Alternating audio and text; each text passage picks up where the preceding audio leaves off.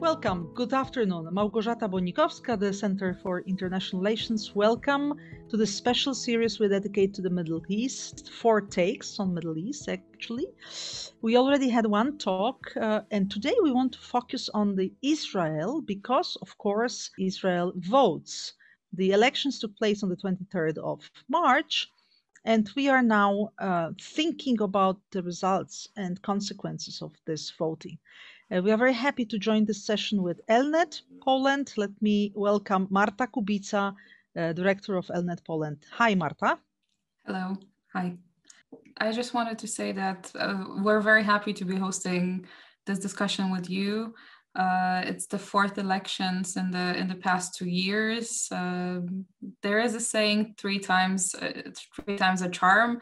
I don't think it works in Israel. So let's see what happens, on the third occasion. We believe in the number 13, so we have a way to go. Let's see. On our side, let me welcome first the guests on the Polish side. His Excellency Ambassador Maciej Kozłowski. Good afternoon. Good afternoon to everybody. Let me just say only that Maciej Kozłowski was the Polish ambassador to Israel. He's a very well-known long-term serving diplomat and very good expert on Polish-Israeli relations. So thank you, sir, for being with us today. And Dr. Artur Skorek. Hello, Artur. Hello, it's an honor and pleasure. Thank you. Artur is a scholar, is an expert on Israel, actually, and he represents the Jagiellonian University, the oldest Polish university in Cracow, the Institute of the Middle East and, generally Eastern Studies. And he is a executive secretary of the European Association of Israeli Studies. So thank you for being with us. That's from our side. Marta? Thank you. I'm very happy that we have great two Israeli guests with us today. Our first guest is Lahav Harkov, who is a senior contributing editor at diplomatic correspondent of the Jerusalem Post. Lahav, I'm very happy you're here with us. And our second guest is Mr. Shai Bazak, who is the CEO of ELNET Israel, who is experienced Israeli diplomat and a public diplomacy expert. He served as Israel's consul general in Miami, Florida, and Puerto Rico, and another term in Boston and to the northeastern US. So I think we're covered with great specialists for today. Lovely. So we have this bridge. Let's see what will come up from this discussion. Let me divide it into 3 sections. First, we definitely want to comment on the elections because they are bring fresh results. We will have precise understanding maybe before, from the Polish perspective, before Easter, what will be really the final judgment, but we can already say what will be the results. And then we'll discuss the consequences of these elections, finally for, of course, European Union, and then Poland.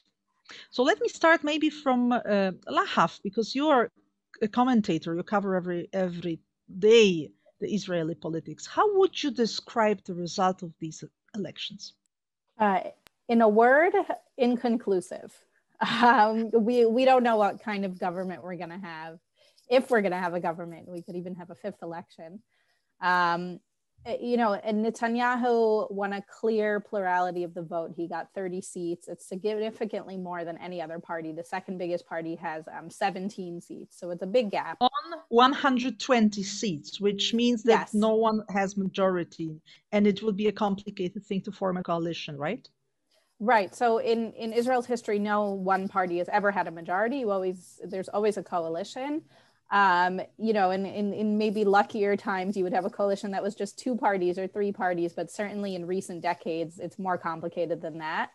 And the big problem of Israeli elections right now is that on the one hand, there's a clear majority for the right wing. All the right wing parties in the Knesset, as the results stand now, about 95% of the votes have been counted. There are 72 seats for the right wing.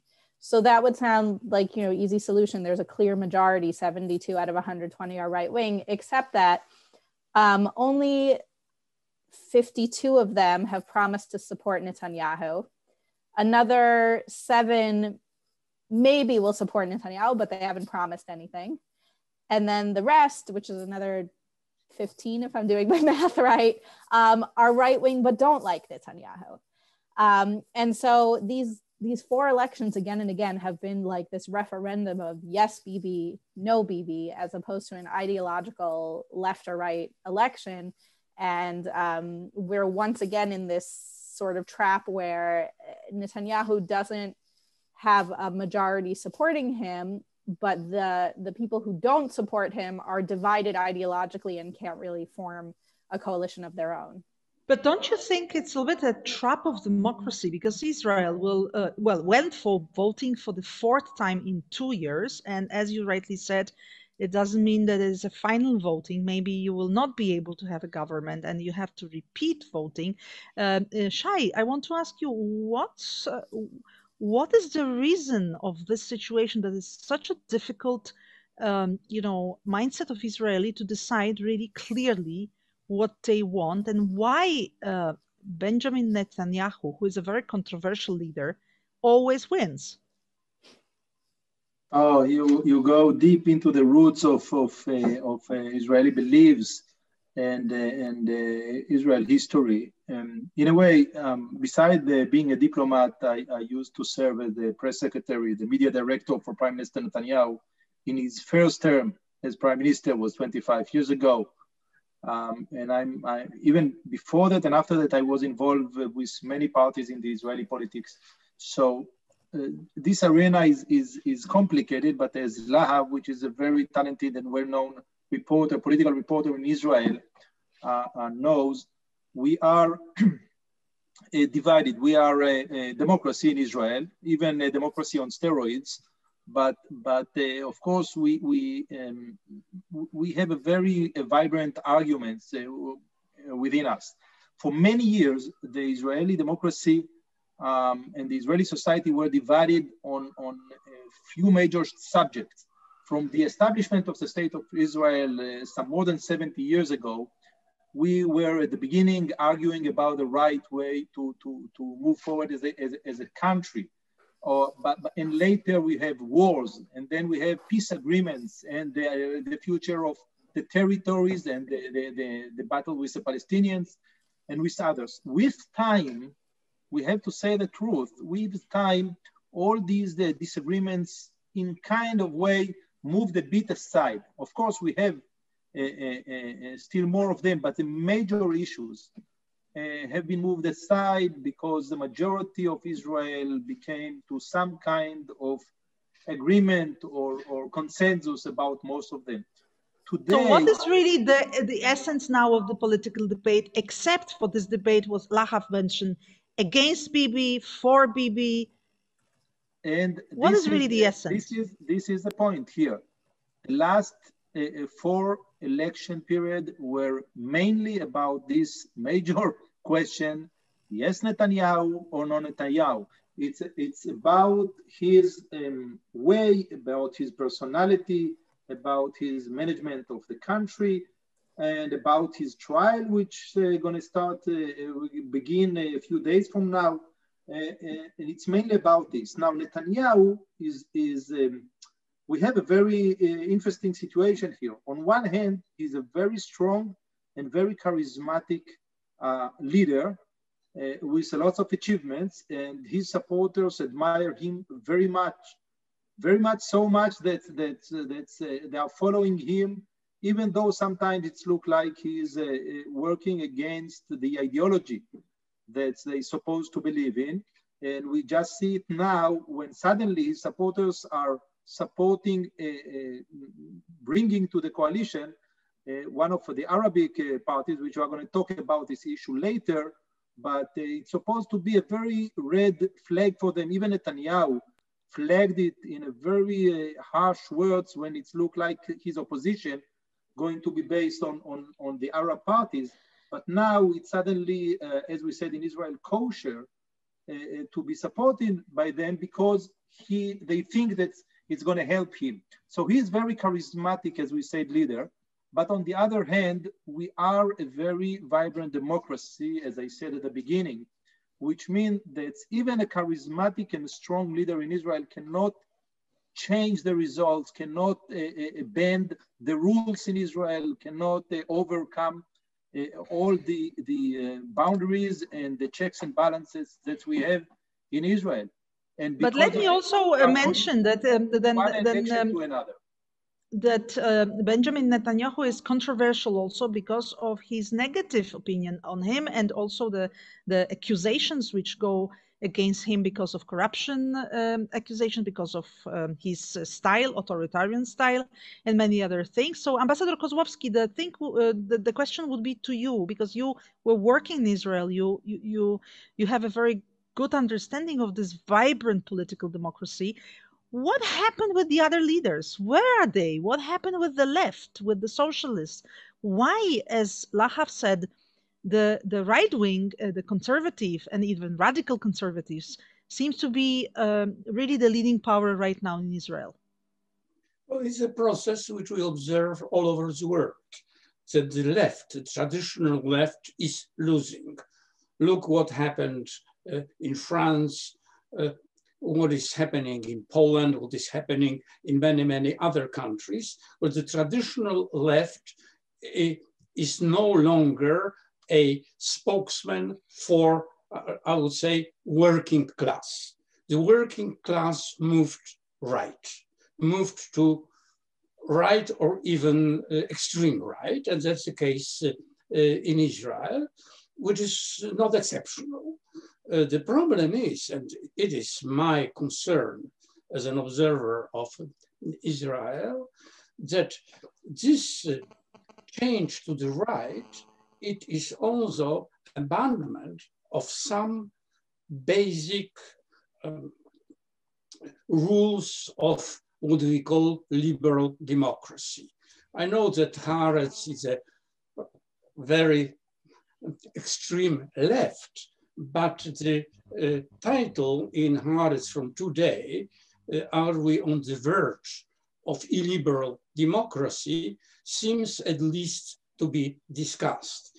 Because these right-wing governments, we have seen it in America for the last 4 years, are trying to change not only the way how the democracy works, but the very basic rules of democracy. That means restrictions on the free speech or the free press, restriction of judiciary, and some other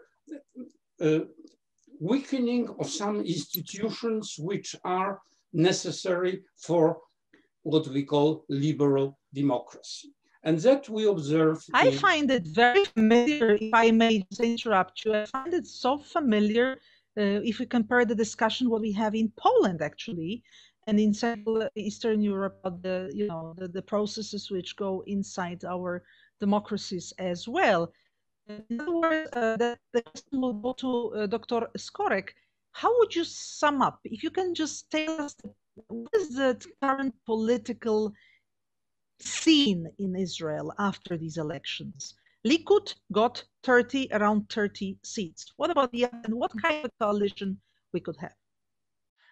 So yes, generally speaking, if we take a step back and look at Likud in the party system in Israel, these 30 seats in the Knesset is nothing new. And it's something that we've seen actually from late 80s. Beforehand, it was even more. And then we have about 1/4 of society of Israel supporting Likud under Yitzhak Shamir, Benjamin Netanyahu, Ariel Sharon, and up until today. So the big change that happened in the 21st century was that the change on the other side. So half of the political spectrum is right-wing and it stayed right-wing, and half of this half is Likud. But the other half that was left-wing moved into the center left. And this was a crucial change because now Likud is a political party because it has more political cards in its hand. It can form coalitions with different parties on the far right, more far right than Likud, and in the center. And we can see it in different coalitions of Benjamin Netanyahu. He formed coalition with the radical right. He formed coalition also with the Blue and White Party, the Center Party, but also with the Labour. And this is the situation today. Likud is the biggest party, but it wasn't a huge electoral success. But the success is that the opposition is fragmentarized, and Likud can form coalition with different parties. We can see some politicians from Tikva Hadasha, from Blue and White Party, even from the Labour Party joining the government of Likud by Benjamin Netanyahu. And in this way, he has more capabilities of forming a coalition than any other politician in Israel. So probably the coalition won't be that stable, but if we can name a single politician that can form coalition nowadays in Israel, it is Benjamin Netanyahu, not because of his personal capabilities or traits, but because of the structure of the political system and this the fragmentarization of the center-left part of the political system. And would you expect also him to go together with the Israeli Arabs, who could be really a kind of a few seats in the parliament, the decisive force for the coalition to be formed? Yeah, well, if we believe Benjamin Netanyahu, he won't go that way. This is his words from before the results of the elections. I don't think that it's unthinkable to have the support of Mansour Abbas, of this Arab party that flirts with Benjamin Netanyahu for the last 3 months. But I think more probable scenario is looking towards the Zionist parties, because, you know, Tikva Hadasha, the Blue and White, if you look at the platform of these parties, it is not very dissimilar with the Likud one.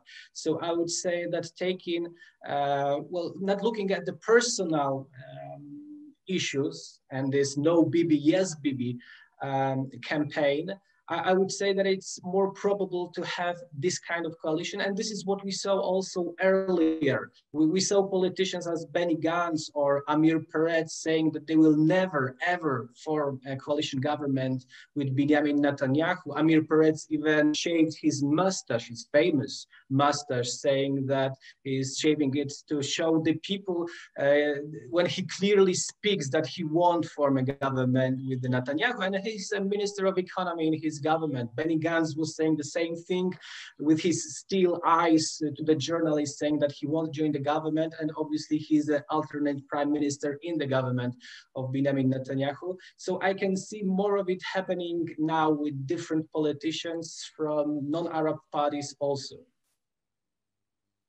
Well, so Lahav must have heard a lot of these statements in her journalistic career. I will just give the floor to Marta to the second part of the consequences of these elections for the external world. Marta. Thank you. I wanted to ask you, I would like to start with Shai and Lahav, and then ask Ambassador Kozłowski and Dr. Skorek to chime in. There are several important international issues that Israel right now is involved in. One of them is the ICC, and Israel don't have much time to actually reply to the ICC letter regarding the investigation. It doesn't seem that there is going to be a big change in the government. How do you feel Israel will deal with that issue, and also how it's going to affect Israel's relations with the Palestinians, but also the neighbors in the region? Starting with how it'll impact Israel's relationship with the Palestinians, it's already impacting it negatively. I mean, Israel basically said to the Palestinians, you know, there are consequences for your actions. You can't do this and then expect us to just behave like everything's normal. So last week, the Palestinian Foreign Minister, Riyad al-Maliki, went to The Hague. When he came back, his VIP travel pass was confiscated at the border and said, they're not limiting his movement. He could travel, but now he has to travel the way a regular Palestinian travels. He still gets he'll be inspected you know, his bags will be inspected. He has to wait online at the checkpoint. He doesn't get to cut the line like other people do. And the message is sort of, you want to limit the freedom of movement of Israelis, like you're not getting special privileges from us. And I think, you know, it'll get more serious than that, than, you know, making the foreign minister wait online when he got to cut the line before. I think that, you know, the cooperation, things that will ensure security will continue, but things that are, you know, bonuses, maybe more economically focused projects are probably going to go on the back burner because, you know, this is a unilateral action taken by the Palestinians that's going to adversely impact large numbers of Israelis. You know, it's not something that's just going to impact Netanyahu or impact Defense Minister Gantz, who was the chief of staff of the army in the period of time the ICC is examining. You know, Israel has a mandatory draft. Basically, the vast majority of Israelis go to the army when they're 18. Many of them become officers. And it could be just someone fairly random who isn't that senior in the army who could end up being, you know, in trouble now because of this.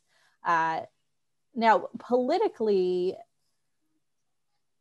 of all the parties in the Knesset, you know, the seat, basically like the equivalent of like 12 seats in the Knesset have said like that this is a legitimate investigation. And that's the far left Meretz and then the joint list, which is one of two Arab parties in the Knesset right now.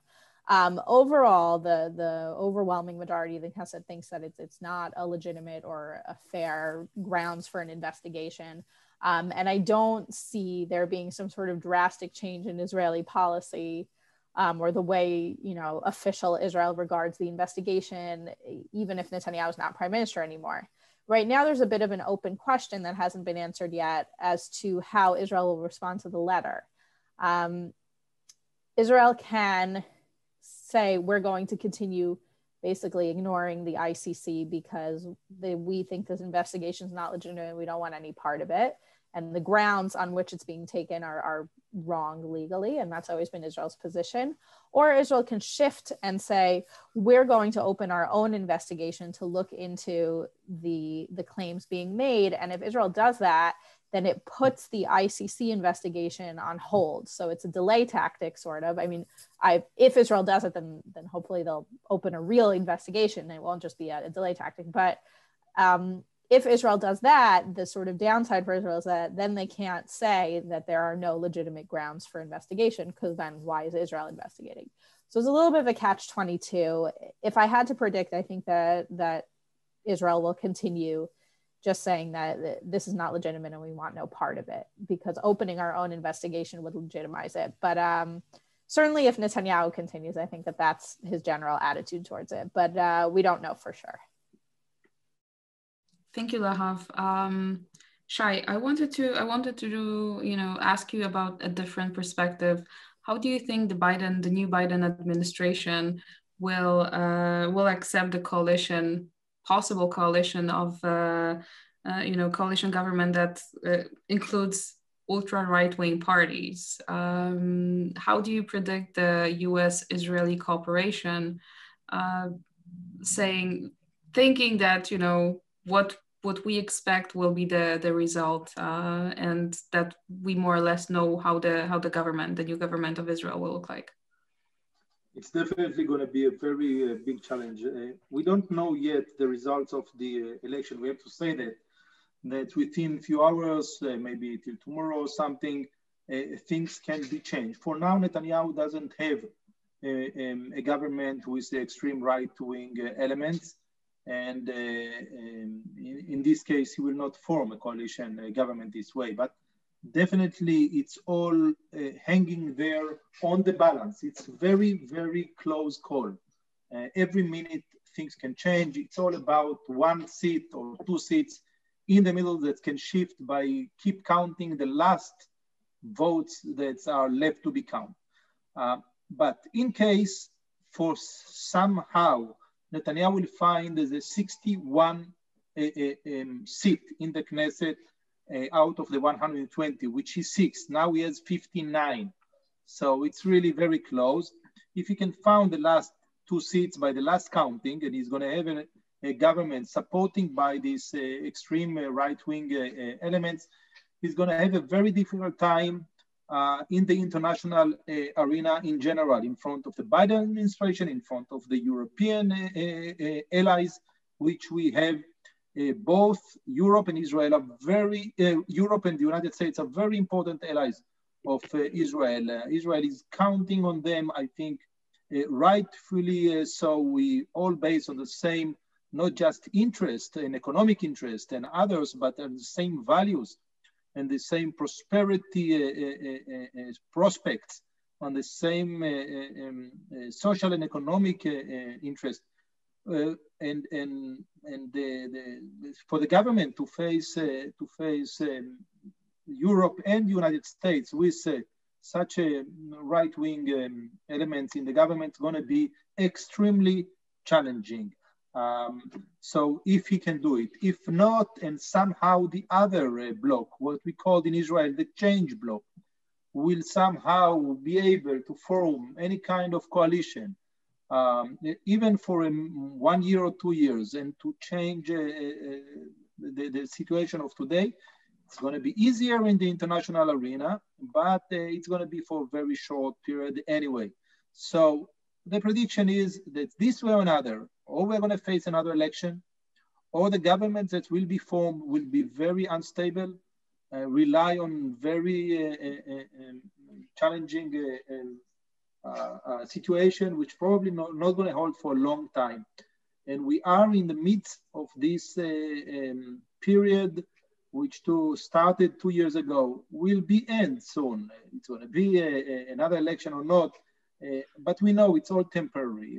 Eventually, there are so many values who are united to all Israelis, which most Israelis believes in, and eventually we will find our way. But we are in this kind of very weird time for us.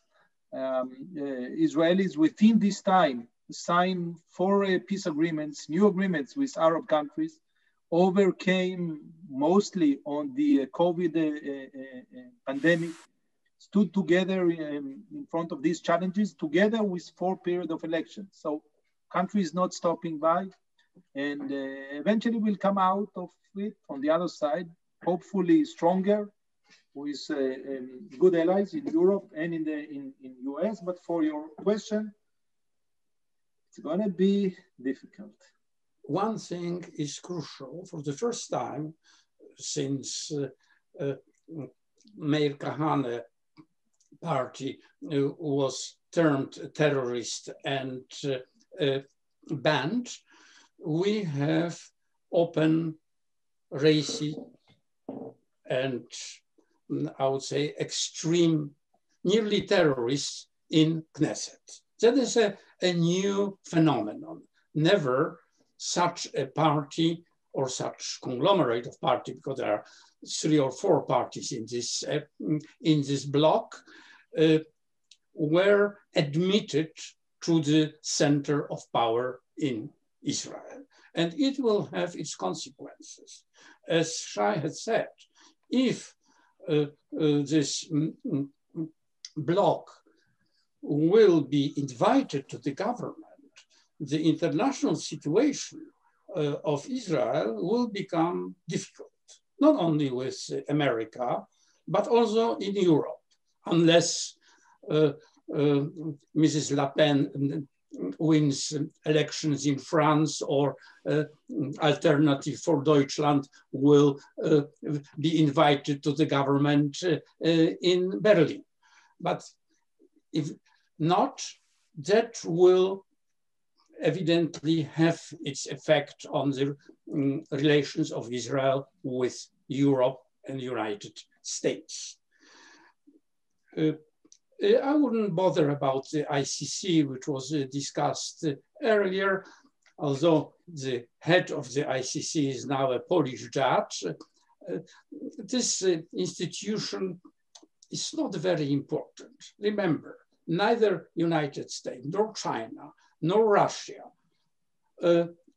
belong to this agreement. Therefore, you know, it is an institution on the margin of international politics. So Israel has a long history of dealing with international institutions, and usually these dealings were, I would say, successful for Israel. So I wouldn't bother about that. But this presence of extreme right it is a problem. And also, it's not only by itself, but it also shifts the whole political scene very far to the right. Look, now, Mr. Bennett, who probably will be a kingmaker, and on him will depend the possibility of building the coalition, is now a center. A few years ago, he was at extreme right. So you see how the scene is moving, and it is a movement which must, I would say, put an important questions in front of us. Yeah, just a short remark here, Marta. The ambassador is talking about the extreme right elements, which he's right. But on the other side, it's the first time in the history of Israel which the Arab parties, which used to be excluded themselves, by the way, they exclude themselves, and the other parties exclude them from the other side, were never been an option to be part of the government. They didn't want to take part of it, and the other parties didn't really consider it. And now they are actually welcomed by the right wing, not to mention, of course, the left wing. So the legitimatization of the Arab parties of being part of the government of Israel is becoming very real. If it's not going to happen now, it's going to happen very soon. And I think it's very positive development. So together with the pessimism, we should see the optimism. There are very good developments too. Yes, Lahav. Yes, the racist far-right party has been in the Knesset twice before.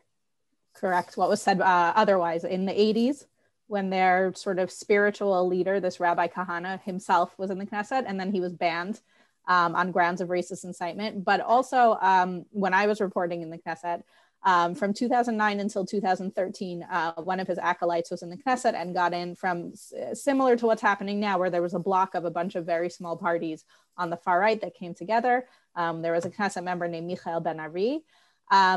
I don't think that it actually negatively impacted Israel's international relations in any way, but that was because he was in the opposition, right? And that's what makes all the difference in the end, whether he'll be in the coalition or not. When you listen to Netanyahu's statements before the election, he didn't seem particularly enthusiastic about bringing that sort of section of the religious Zionist party into his coalition. However, the numbers don't really give him much of a choice if he wants to have a coalition. So we sort of have to stay tuned and see what happens. But I think that it seems that internationally people do make a distinction between people being voted in a democratic election and the leaders of the country welcoming those racists into their coalition. And then as per what Shai said, to be fair, the Arab bloc in the Knesset split up into two different blocks. And the one of those two blocks that is actually willing to join a coalition is affiliated with the Muslim Brotherhood and is itself deeply homophobic and supports violence in some way, supports terrorists. So we have extremists on both ends in this Knesset. It's a very strange outcome. Thank you, Lahav. Dr. Skorek, I wanted to ask you about bigger perspective. You're a specialist from, in the Middle East. How do you see the neighboring states reacting to the results of Israel elections? And also, do you think there is any chance for like further normalization agreements with other Arab states in the region? I would give another boring answer. We will have more of the same as with the issue of the Likud and forming coalitions. There are the structural traits that puts Likud as a pivotal party. And here in the international field, well, first of all, we will probably have another government of Prime Minister Benjamin Netanyahu. And we are talking a lot about instability, but we probably won't be able to name many countries that had the same Prime Minister for 12 years now. Maybe Germany, but not many more.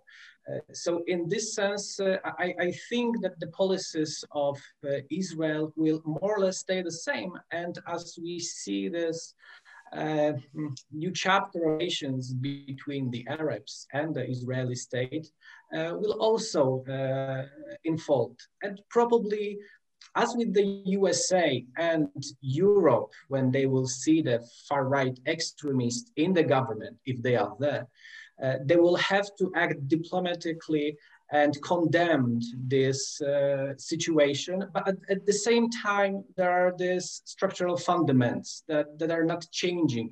And especially European Union has long history of criticizing Israel and tightening relations with Israel at the same time. So, and this is what we see in the economic field, in the scientific cooperation. So Israel is perpetrating, well, the foreign policy that goes against the consensus among the European politicians, but it doesn't change the situation basically in the relations of Europe and Israel. And probably what in the long perspective can be a significant difference are the changes in the United States and Israel. And relation with Israel was a bipartisan issue for a long time. And it seems that it changes. It's not a revolution now, but we see that there is a change in the American society, also in the Jewish minority in the USA, in their support for the right-wing government of Israel. And Democrats are tending to be well, less open to accept all the policies of Israel, but still I don't see the revolution in the near term. And we saw the tensions, diplomatic tensions between Obama and Benjamin Netanyahu, and media was talking a lot about it, but generally nothing changed in the relations between Israel and the United States. And we had a memorandum of understanding on the military support signed by Obama and then implemented by Donald Trump. And now it will be implemented by Joe Biden, and it is very lucrative memorandum of understanding and very significant assistance, military assistance that is crucial for security of Israel. And I don't see it changing, though the words flowing from the diplomats and leaders in the Arab states and in Europe and in America probably will change a bit. Thank you, Dr. Skorek. I believe that we can smoothly move to the third part and try to focus a bit on Poland. What about Polish-Israeli relations? Yes, let me take over this one. But before I ask about Poland, I want still as be a Pole, and also we in the Center for International Relations, we are also trying to understand better the Israel, the contemporary Israel.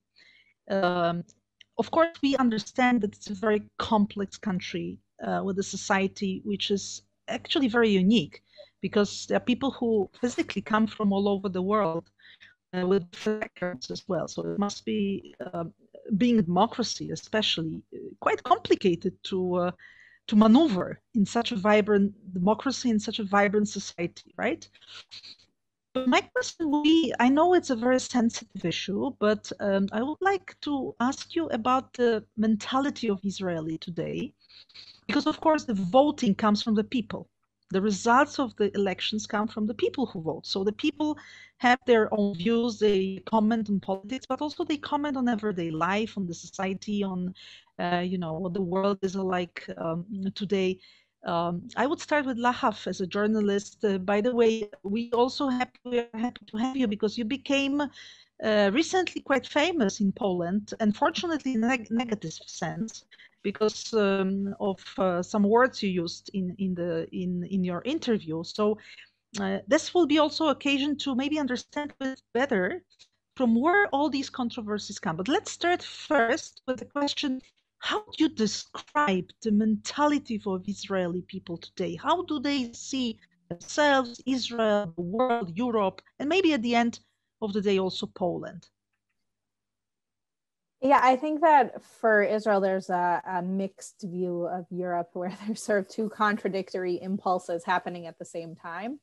On the one hand, Israelis sort of, to some extent, see themselves as part of Europe, at least definitely part of the West, as a developed country, and sort of sees itself in many ways, Israeli sees themselves in many ways as a country that has more in common with Europe. It's definitely sort of central to Eastern Europe than it does to the region that we're in. And that's, I think, because of the sort of long-standing, wars and things like that, even though the majority of Israelis are of Middle Eastern origin. At the same time, and Israelis love to visit Europe and of course do business with Europe. And at the same time, there's a bit of because of our history in Europe and also in other places in the world, but we're talking about Europe, Israelis sort of feel like, oh, everybody is kind of hates us. I'll be blunt, that Israelis have this mentality of like, deep down, they don't really like us. So these two impulses happen, I think, at the same time, where we want to be there, we want to be part of the conversation and the culture, et cetera. And at the same time, a sort of historic trauma, you could call it. And for Israelis with Poland, right,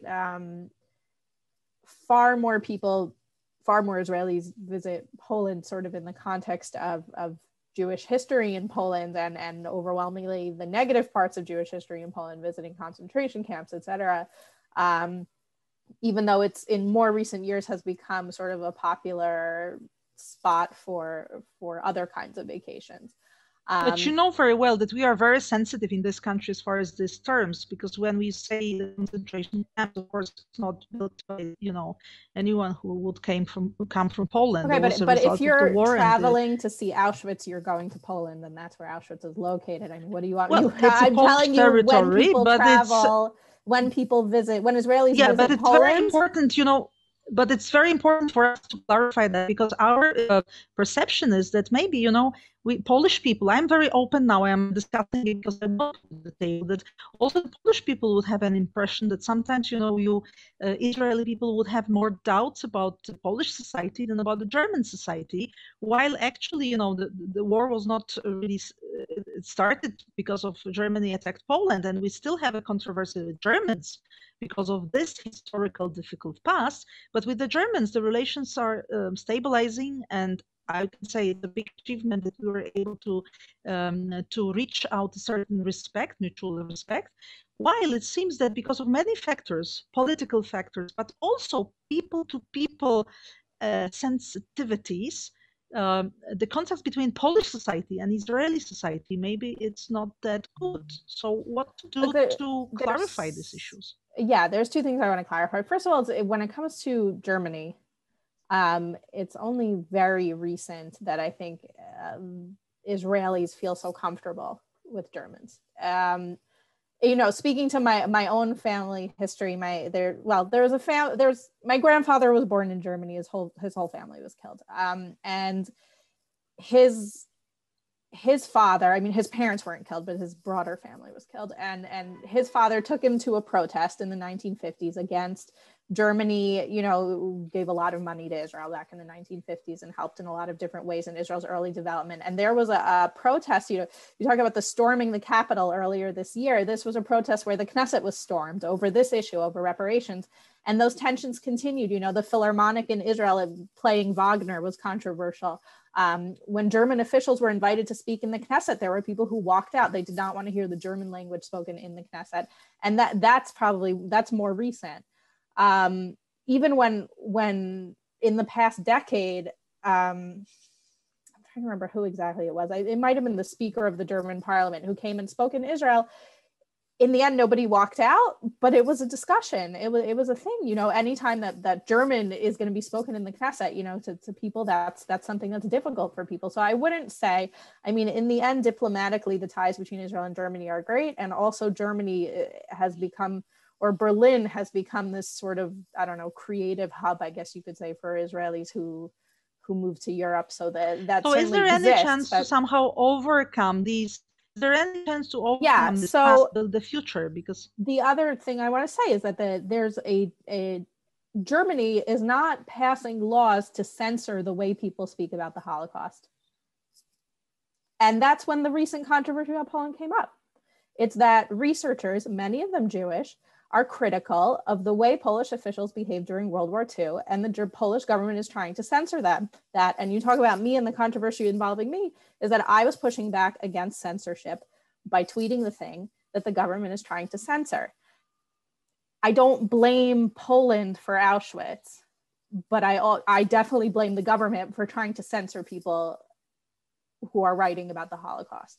And, you know, I'm a journalist, whatever, but legitimate historians who are now on trial for writing about that history. And I think that that's a huge difference between what happens in Germany and what happens in Poland today. Because it's interesting, because we have, of course, a lot of discussions in Poland around this subject, and our current government seems to be quite radical as far as, you know, fighting for this presentation of history, the way we really, you know, going into the very true aspects of what happened during the Second World War. But I want to ask Ambassador Kozłowski, who, while you have been the ambassador, you must have handled a lot of these discussions, and also you are aware of these sensitivities of this subject. Could you help us to understand what could be the, you know, how the Israeli opinion divide as far as seeing Europe and also Poland is this regard, and what can happen with this government if there is any chance to improve the relations, or on the other way around, Poland could expect only worse relations than we used to have? Unfortunately, I'm very pessimistic because, you know, since 1989 or 1990, Poland pursued a very consistent policy of close, friendly, strategic relations with Israel. And all the government, and there were many governments at that time, in Poland and in Israel, pursued the same policy, and the results were visible. Unfortunately, 5 years ago in Poland, the situation has changed. And for the first time, the internal Polish politics took priority over international politics. This infamous law, the so-called Holocaust law, was the peak of this controversy, but this controversy did not stop. What was very important that after the, let us say, 15 years of very close state-to-state relations, there were more and more people-to-people relations. Many Israelis started to visit Poland, not only for political reasons or visit the sites of Holocaust, but to shop, to enjoy themselves. And that was extremely important because these relations went down from the state level to the people's level. That stopped with pandemic. Now, no Israelis are coming to Poland, no Poles are going to Israel, and all the Israel hears from Poland are the process of trial of the historians, as we just heard, or this infamous event in one of Polish universities where they started the discussion of blood libel, and so on and so forth. This information may be exaggerated, reach Israel, and the atmosphere gets very, very bad. And therefore, I'm very pessimistic. Unless there is a major change in Poland, maybe in half a year time or a year time, this movement of Israelis to Poland and Poles to Israel will once again start, and these people-to-people relations will countermeasure this bad informations. But as the thing stands now, I'm very, very pessimistic. Well, we have an impression that there was really some momentum when the Israeli-Polish relations were quite optimistic, quite good, and it deteriorated in the recent years. So Shai, the question would be to you. We ourselves, we are implementing a project called People to People, .info. You can go on the .site. You can go on the website and see. That's exactly what the Ambassador Kozłowski said. It's trying to tell more about us, both Poles and Jewish people, through very interesting personalities, people from culture, from science, from different professional careers, just to show how much potential these relations could have, because it's a very rich background of both sides. So Shai, are you so pessimistic as Ambassador Kozłowski is? Do you see any way, with the change in the government, I am reflecting to the elections in Israel, would you rather be optimistic as far as the future, that we can really work on the government, with this new government, to improve, or it will be rather a pessimistic scenario? The relationship between Israel and Poland? Yes, and wider, of course, in the European context, because Poland is a member state of the European Union. So I am very optimistic. I think that eventually we are all living in a Western society. I think Poland will move on, and Israel will move on, and eventually we understand it. The two nations has a common history. Unfortunately, some of this history is horrific, but we have a common history. The Jews lives in Poland for many years. My grandparents came from Wrocławek and from Tomaszów. In the family book, I see that they lived there for hundreds of years. The other side of my family came from Germany, from Köln and Hamburg. So we have centuries of roots in Europe, some of them very difficult to the Jewish people, but I think it's got deep into the cultural roots of our nation. Our leaders came from Russia and Galicia and Poland and Germany, their parents, grandparents, of course. And there are lots of common ground there. I think Europe understands its history, regret it in many ways, and moving forward with this. And Israel also understand it. And we have so many common challenges, so many common values, so many common interests, that eventually we will move forward. I'm very much looking forward to my visit in Poland. I was only once there in Warsaw, together with Prime Minister Netanyahu. I think it was 1997, many years ago. But now with my current position with ELNET, I probably will come and visit Marta soon, and hopefully to see you and the Polish people there. I think we should all understand, overcome it, adopt, embrace a real democratic values, which is crucial to all of us. And hopefully we're going to see a better future. And I tend not to see very near sides of the future, because the future is we should look for the long run, for the long distance. And I always an optimist. I think it's better way to live this way, even if we have some... This optimistic view, in practice, somehow the situation is quite complicated, because we also have different balances. And my question would go now to Artur Skorek, as a scientist, as a scholar. There are actually two questions in one. First, I would go back, the same question to Lahav. I put it, how would you describe the Israeli society today, the views of the Israeli people on both the West, which, as Lahav said, the Israeli people would much rather feel part of it, but also the global phenomena like rivalry between the United States and China, and also, new phenomena which can happen. And Israel is situated in the Middle East.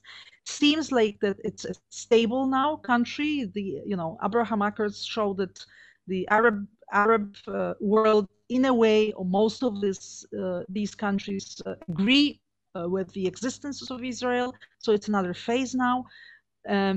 That's one question. And second, be also how to resolve this dilemma between the democratic wave that Joe Biden is calling for, and of course, America and Israel traditionally are allies, but in the same time, this a little bit more authoritarian style that even the Western politicians in Europe, in heart of Europe, we feel it, but also in the United States with Donald Trump, we had it, that it's more and more authoritarian style presented.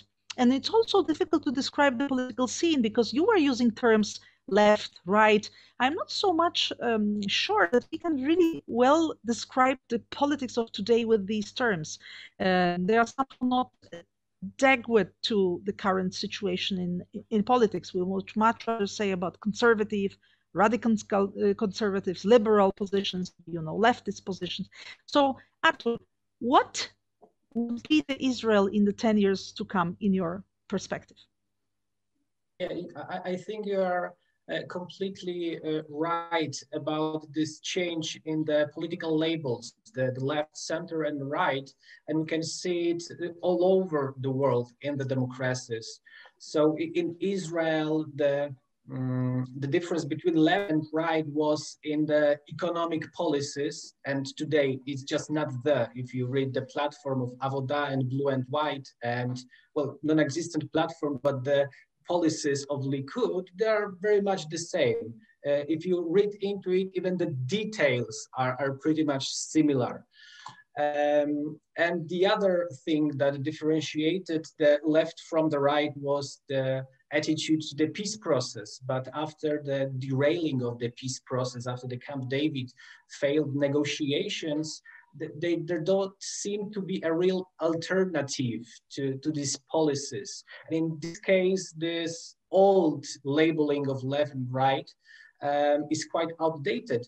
And today, what differentiates the sides? Well, first is the personalization of politics, and we can see it all over. It's not only yes, Bibi, no, Bibi. We saw the posters of Likud from these elections. Do you want the prime minister to be Bibi? And we have the sunny picture of Benjamin Netanyahu, or Lapid, and this red, black, green posture of Yair Lapid. So this is the first thing. And the other thing is the interpretation of what the democracy is. And you said about the authoritarian tendencies. I would rather say that it's the majoritarian democracy and liberal democracy. And this is what we see in Israel, in Poland, and in different places in the Western world, America, and so forth. So this is the difference between saying or focusing on the will of the sovereign, the will of the majority of the nation, or focusing on the individual rights. So having these guarantees from the bodies that are not directly democratically chosen, as the Supreme Court, as the Attorney General, as generally the legal system.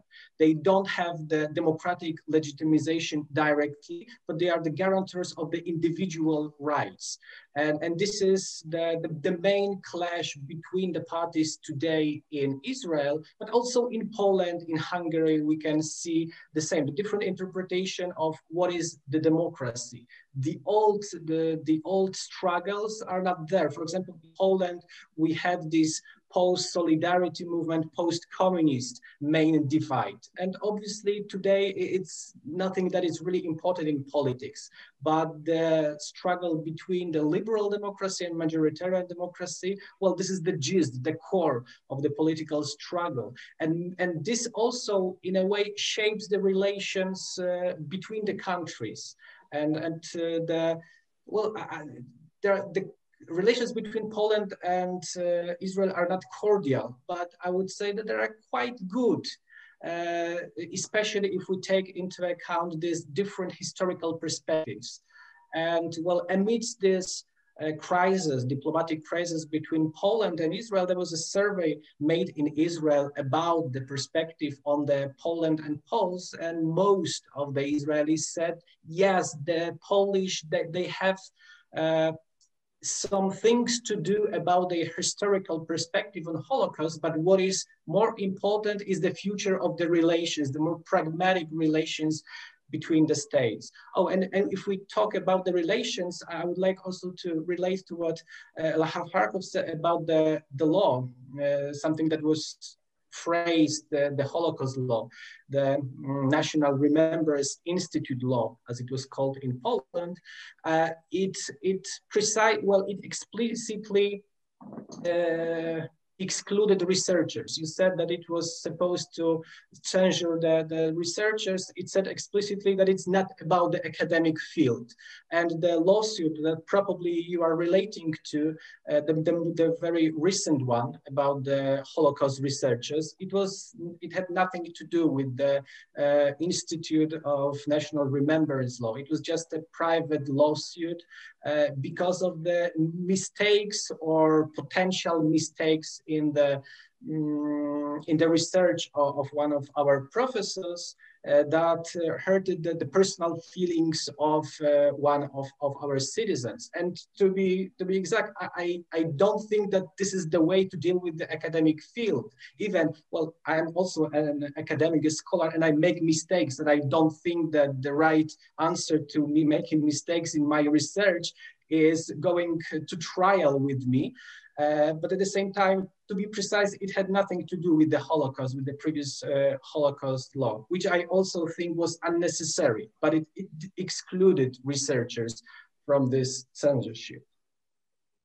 So my final question would go, well, it's to everyone, but especially to Lahav, about the disinformation technique and information war which is happening. Do you see as a journalist any chance to handle it, not to be divided? It's a big challenge. I think the big challenge is to counter it while also allowing for freedom of speech, right?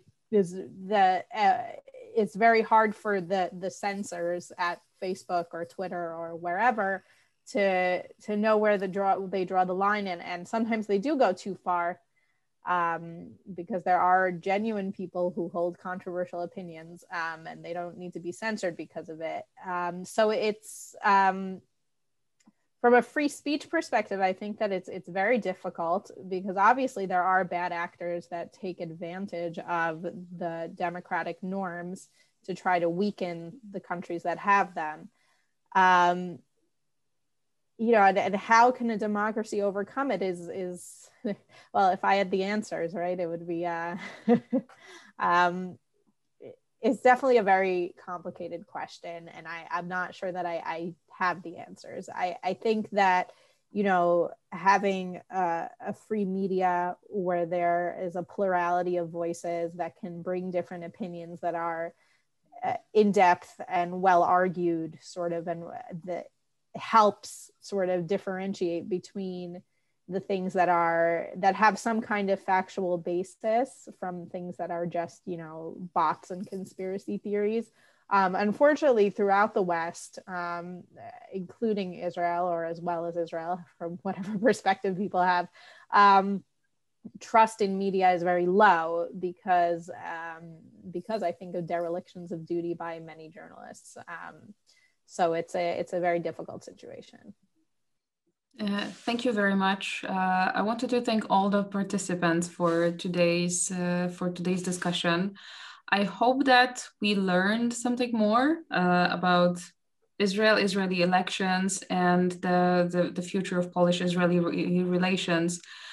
I am optimistic, but like very, very similar, like Shai said, in the long term, for Poland and Israel to come together, to come to an understanding. But I also completely understand the perspective of Ambassador Kozłowski, who said he is really pessimistic right now. In the short term, I don't really see much optimism, but I believe that with hard work and with such partners that we have a chance to make a difference, even if it's, you know, one step at a time. And I wish Israel that there is no fifth elections in the upcoming few years. And we're looking forward to the official results, and also to see how the new Israeli government will look like. Thank you very much. Thank you, Marta.